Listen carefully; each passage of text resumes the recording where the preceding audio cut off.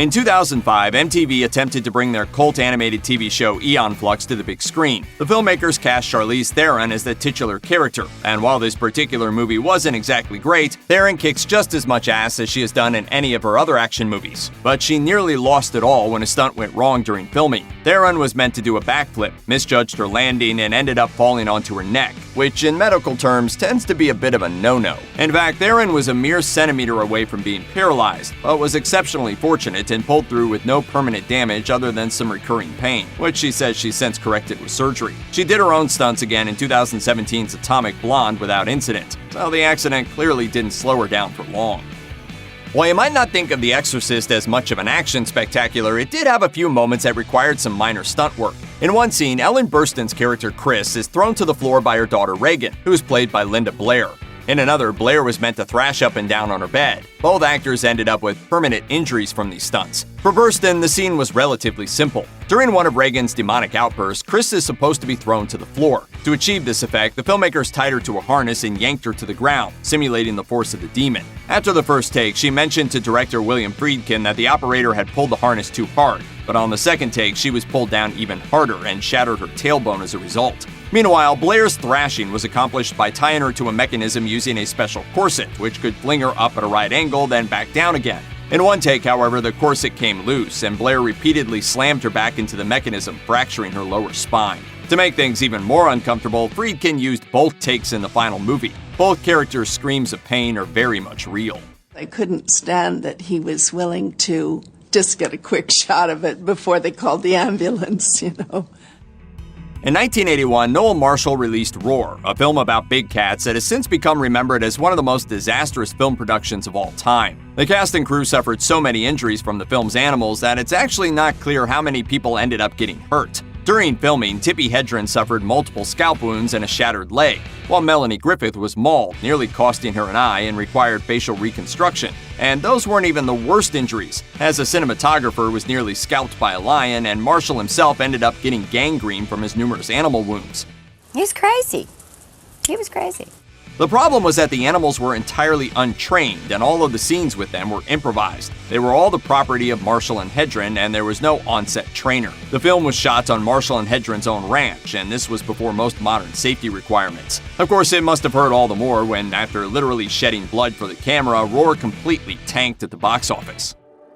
You might not know who Charles McGraw is, but you've probably seen his movies. As a character actor, McGraw made appearances in all sorts of films, but the most famous was 1960's Spartacus. In this classic movie, McGraw plays Marcellus, Spartacus's gladiator trainer and a minor villain, who has his comeuppance when Spartacus drowns him in a pot of soup during a slave revolt. It was during the filming of the soup scene that McGraw ended up seriously injured. Kirk Douglas, who played Spartacus, was meant to force McGraw's head into the soup, but the actor slipped. McGraw's jaw ended up hitting the side of the soup pot, which of course was an actual iron cauldron. The shot is in the final film, and if you watch it carefully, you can see the moment of impact itself, and a somewhat dazed expression on McGraw's face, which is real because Douglas had just shattered McGraw's jaw. That wasn't the end of it though. Douglas blamed McGraw for the accident, which angered stuntman Louis Elias. Elias then stepped in to do a take of the scene, but ended up also hitting his face on the pot, and ended up needing 4 stitches on his chin. Elias claimed that it was his own fault for slipping, but it's hard to rule out the possibility that Kirk Douglas just liked smacking people in the face.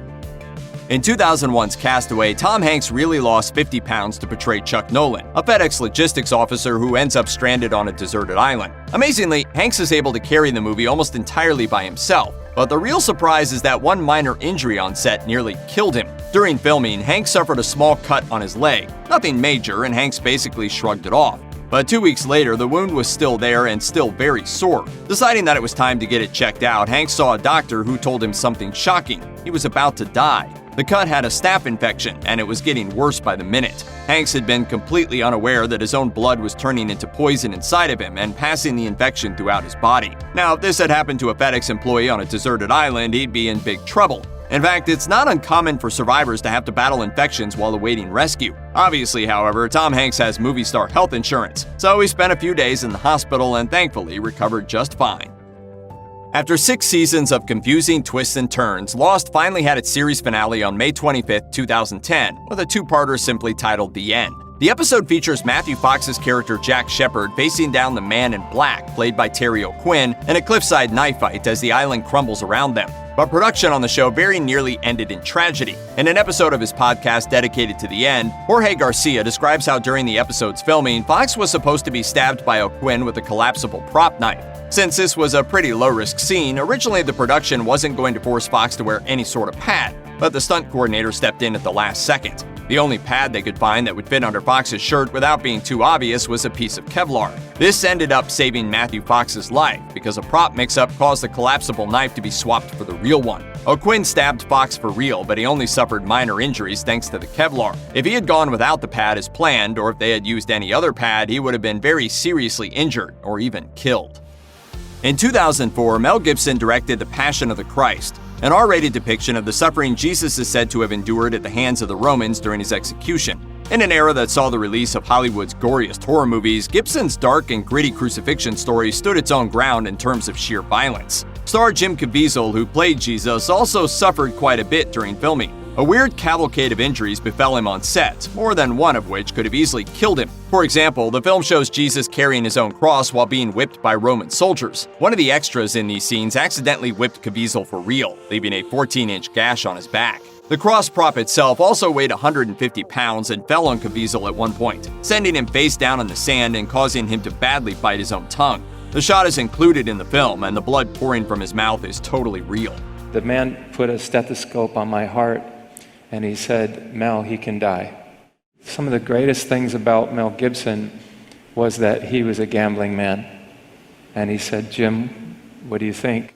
On top of being nearly crushed and whipped, during the filming of Jesus' famous Sermon on the Mount, Caviezel was struck by lightning, which, as far as signs from God go, really can't be good news. In 1982, directors Steven Spielberg and John Landis began working on a film based on the 1960s television series The Twilight Zone. The film would be an anthology, remaking 4 episodes from the show, each with a different director. Spielberg and Landis took one each, and directors Joe Dante and George Miller made 2 others. Landis chose a segment called Time Out, an original story loosely based on multiple episodes of the show. In the segment, actor Vic Morrow plays a racist named Bill Connor who changes his ways after traveling back in time and experiencing famous moments of oppression from the perspective of the victims. This includes a scene during the Vietnam War in which Connor is shot at by American soldiers. In the final movie, Connor is attacked alone and escapes alone, but in the original script, he was meant to rescue 2 Vietnamese children as well. These children were Mika Den Lay and Renee Shin-Yi Chen, and both were non-actors who had been hired illegally.